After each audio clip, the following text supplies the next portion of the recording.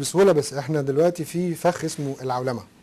فخ العولمة ده دخول بلاد كتيرة في هذا الفخ بيوصلنا لمرحلة ان احنا اما ان احنا نتعامل بآليات اللي موجودة او نخرج منه خالص. خروج منه يعني الاتجاهات الاشتراكية. هم خايفين على انه مصر تتجه اتجاهات اخرى، وهم ما ادوش ضوء اخضر للتيارات الاسلامية الا لما حسوا ان هي هتتوافق مع العولمة وانها يمينية مش يسارية ولا اشتراكية.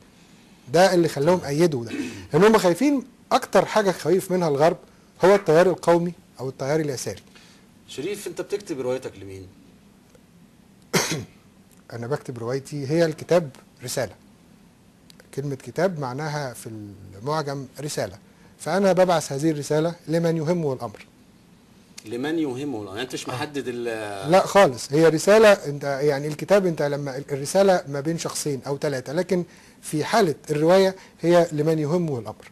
زائد ان هو انت بتستمتع وانت بتكتب، لانك بتلاقي ذاتك وكيانك وانت في مرحله الكتابه. طيب، المرسل او الوسيط او الرسول اللي بيوصل رسالتك دي هو في الواقع دور النشر، اما الحكوميه او الخاصه. انت شايف انه لمن يهمه الامر اللي هيحمل هذه الرساله هيوصلها لمن يهمه الامر؟ يعني من خلال 500 نسخه طبع خاص او 1000 بتاخد انت 100 وتتكل على الله والراجل يسترزق من وراك، او نشر حكومي بعيوبه المعتاده تتركن 5-6 سنين الروايه لغايه ما يجي دورك، وبعدين تدور في المكتبات ما تلاقيش برضو الا في اماكن واكشاك معينه تابعه للحكومه، فالذي يهمه الامر لا تصله رسالتك. يعني انت شايف انه الآلية بتاعت توصيل رسالتك اللي هو الكتاب للناس بتحصل بشكل انت راضي عنه؟ لا طبعا، ما الدنيا هنا مش مظبوطه في الموضوع دوت، لانه هو الكاتب عموما بيبقى دوره انتهى بانه خلص كتابته. لازم تكون في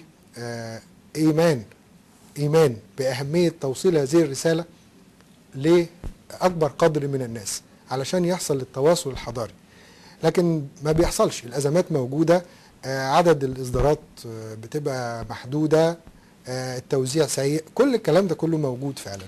تمام، بشكرك استاذ شريف الغريني. الوقت جري بسرعه، قعدنا نص ساعه حلو يعني الحقيقه. هو كده خلاص. مشاهدينا، يعني بشكر طبعا الاستاذ شريف الغريني، الكاتب والروائي وكاتب المقال السياسي والحصل على ماجستير اداره الاعمال، واللي جذوره من المحله. وفكركم تاني يعني علشان احنا برضو دورنا ان الكاتب يوصل بافكاره وجسده وصورته للمشاهد، لعل الصلة تحصل واحنا نطلع منها. يعني بعد الفاصل معايا شاعر قطع شوط كبير في قصيدة النسر وكذلك التفعيلة، وهو رئيس تحرير مجلة أدب ونقد، وهنتكلم عن مشواره وهنسمع منه أشعار. تابعونا بعد هذا الفاصل.